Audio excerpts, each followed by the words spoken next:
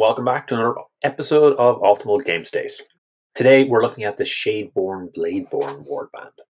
This was one of the Underworld's warbands released during their Nethermaze season, and we got rules for them in White Dwarf 494, which should be in stores right now. I'm actually a little surprised we got rules for these guys, as we do already have a warband with identical fighters, Khainite Shadowstalkers. This Order warband came as part of the Catacombs box, and they were released a little bit later as a standalone warband. The leader is the Shroud Queen, who looks almost identical to the leader of the Shadeborn, and then the remaining three have Spear, Double Daggers, or Dagger and Crossbow, all of which feature as part of the Khainite Shadowstalkers.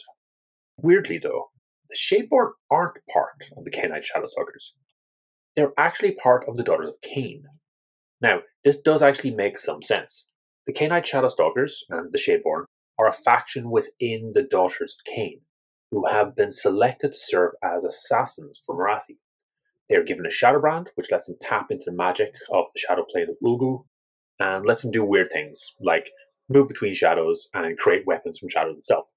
So, while many people have been surprised to see the Shadeborn as part of Daughters of Khain instead of the Khainite Shadowstalkers, from the lore, it's probably more of a surprise that the Khainite Shadowstalkers weren't already part of the Daughters of Khain themselves. As a member of the Daughters of Khain warband, all of the Shadeborn get access to these three abilities. The first is a reaction, Gladiatorial Display, which will do 4 damage to an attacker if they don't get any crits. You do have to trigger it before the dice are rolled though, so there is a bit of risk to it. The second is a double Bathe in Blood, which is a minor upgrade to Onslaught, giving +1 strength in addition to the +1 attack. It does have a small restriction though. You must be within 3 inches of an enemy with at least 1 wound, although you don't necessarily have to be attacking them. The last Daughters of Khain ability is the triple Slaughter Strength. This boosts the strength of the fighter by half the value of this triple. The Shadeborn fighters are all strength 3 or 4, so this can be a quite useful ability depending on the target's toughness. If we move over to the plots, we can see 3 of the fighters are in the 100 to 120 range, while the leader is a chunky 210. Damage is fine, it's not really impressive. Wounds are near the lower end of the bands for the points cost. Unfortunately, this is expected to a certain extent. The theme for the Khainite Shadowstalkers and the Daughters of Khain is essentially fast fighters with good damage that are easy to kill. That good damage never quite translated into the numbers though, and as such, both warbands have struggled. We have 4 abilities specific to the Shadeborn. The first is a reaction, Slip Between Shadows. This is identical to the reaction that the Khainite Shadowstalkers have. So the Shadeborn have the advantage of having 2 reactions. This is a bit weird. If an enemy fighter moves within 3 inches of them, they can react to be removed from the battlefield and then placed back down somewhere no further from the original enemy than they were before. It's kind of tricky to use this effectively. You don't really want to move closer to an enemy that just moved. If they moved as their first action, then moving closer just gives them a free attack. If they moved as their second action, then you're trading an action to teleport, when you could just otherwise take a normal move. There are some edge cases where you might be able to teleport through blocking terrain with the ability. It also makes it harder for your opponent to block or screen you off, as if they move within 3 inches to try block a fighter, this reaction lets that fighter teleport through them to the far side. So there can be some niche cases, especially if the victory condition is right, or in narrative games where you can use renown instead of actions. But overall, the ability is of pretty limited use. The second is a double Shadowstalker Darts. Again, this is similar to an existing ability for the Khainite Shadowstalkers, although in this case there are changes from Cursed Darts. The Khainite version is 9-inch range, and if there's at least 1 6 on the 2 dice, then you have to target to move, so it's a way to slow them down. This version, on the other hand, is only 6 range, but is totally focused on damage. So crits do damage equal to the value of the double. A double 6 will average out around 3.3 damage, which ignores toughness. Not amazing, but not terrible. We then have 2 abilities that both require some extra rune marks. So there's a triple with the Trapper rune mark and a quad for the leader. Those are specific to single fighters, so what we'll do is we'll talk about those abilities as we get to those fighter profiles. The first fighter to look at is Slytail Shadestalker, the leader of the warband. Unsurprisingly, we can make a direct comparison to the Shroud Queen from the Shadowstalkers. Same cost and core stats, but different weapons. At 210, the wounds and damage on this are a little bit low. You'd look for the damage at 150 points and the 20 wound to be around 170 points. So you are paying a premium for the high speed and for the reach of 200 weapons. Rather than the two weapons of the Shroud Queen, Slytail has somewhat of a merge between them. Rather than range 3, it's range 2, and it gets one additional point to the crit value for that. I do think this is probably an upgrade on the theory that you're actively looking to stay at reach if you can. Even though the 1-inch attack on the Shroud Queen has an extra dice, staying at reach is kind of your preference. As a Daughter of Cain, she gets to triple Sacrifice to Cain, which will give nearby fighters +1 to attacks after Slytail takes down an enemy. It's a decent ability that would benefit a low dice warband better than it does this one. Unfortunately, as it says visible, she can't benefit to buff herself. She also gets a quad that is a straightforward teleport. No tactical along with it, but also no limitations. Just take the model away and place them down wherever you want. That really is awesome, but it isn't going to be relevant for every game. Getting the extra attack from Rampage a lot of time will be more valuable, but this does mean that Slytail is a threat to everything on the board. If you have a quad, she could appear next to any enemy fighter on the table and do an average of 12 damage. This ability is probably the most exciting part of this fighter, but as a quad, it's not really something you can rely on. The second fighter is Drusilla Viscerax.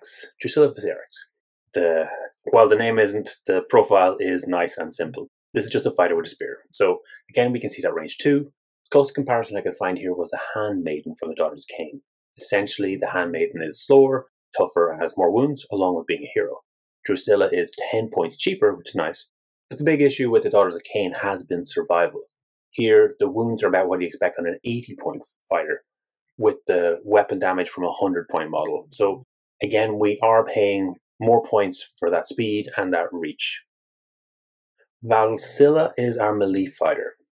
The Shadeborn with cursed swords is similar, but not quite the same. Valsilla gets an extra point in crit and 2 more wounds, but that does cost a chunky 20 points extra. Again, everything feels a little overcosted here. Wounds of 10 should be around 67 points, while the average 4 damage will be around 100. This time we don't even have the reach as an excuse. So the low wounds and extra points, I guess, are supposed to be balanced out by the 6th move. I suspect this is a case of 4 being the baseline for move, and each point of extra move is getting charged, so this is going to be 2 upgrades, and both of them are probably at a premium. Next up, we have Sarl Greyblood at 100 points. 12 wounds for 100 is bang on. The melee average of 4 is also exactly what you expect, so we're off to a good start. The extra range weapon and the extra points of speed are basically a bonus, which is very nice. That makes Sarlach a solid fighter, in my opinion. He compares to Darkflame Warlock with Doomfire Ring, who has similar core stats and also has 2 weapons. But Warlock does slightly more damage at range and a good chunk less melee damage. Sarlach Greyblood has the Scout rune mark. Unfortunately, none of the Warband's abilities need that rune mark. Speculation is that the Trapper rune mark on the Gloom Web Hex ability is the match, as there's no fighter that has a Trapper rune mark in this warband. So rule as written, Sarlach gets nothing, but it's pretty commonly accepted that this is a typo and he should have access to the Gloom Web Hex ability. That ability lets you target a fighter within 6 inches and reduce the attacks of that fighter by half the value of the triple, so that's going to be 1 to 3. This is a great ability that can neutralize the effectiveness of a key fighter for the enemy. Obviously, it will depend on the attack profile of the target. If the target has lots of attacks, then dice lost will have relatively low value. If the target has very low attack dice, then the minimum of 1 clause is likely to kick in. Either way, get this onto the highest damage target you can, and it will make a big difference. So I have to admit, I really, really like this ability. And that's it. Only 4 fighters, and most of them are pretty lackluster, to be honest. If you like the look of the Khainite Shadowstalkers warband, I do think it's worthwhile picking up the Shadeborn. It's another set of unique sculpts to round out the set. Unfortunately, both the Khainite Shadowstalkers and the Daughters of Cain are in a pretty poor place within the metagame, such that I wouldn't recommend bringing it to a tournament, although I do think they'd be pretty fun to play in friendly games. Unfortunately, the theme of shadowy assassin hasn't quite been translated into mechanics, but maybe down the line that'll change.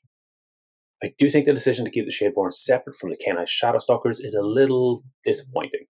I suspect they were looking at the warbands in the context of which Age of Sigmar army they are part of, but they clearly remembered the Canine Shadowstalkers existed, as the profiles and abilities that they've used are quite similar to them in many cases.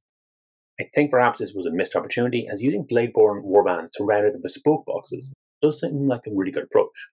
We could have also gone into an Underworld season where we saw, a Iron Golems and an Untamed Beast warband and so on.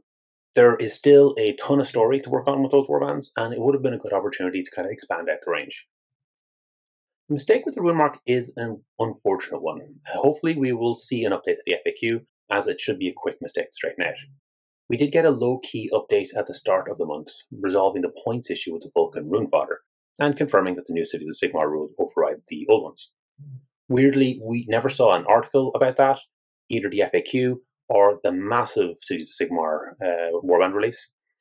The Warcry team clearly put a lot of good work into that, and I suspect many players are unaware of it, that it even happened, because there wasn't anything on Warhammer community to talk about it. I do have one warband left from Nethermaze selection, which is the Gore Chosen, so that will be the next Warcry video I look at, and then after that I'll be getting my teeth stuck into those 3 new Cities of Sigmar warbands. Thanks for making it all the way to the end. Hopefully you enjoyed this video. Each week I put up a new video talking about one of Games Workshop's specialist games. The goal is always to try and make the best possible 2-player experience. If this is something you'd find interesting, please subscribe to the channel and comment to let me know what you'd like to see in future.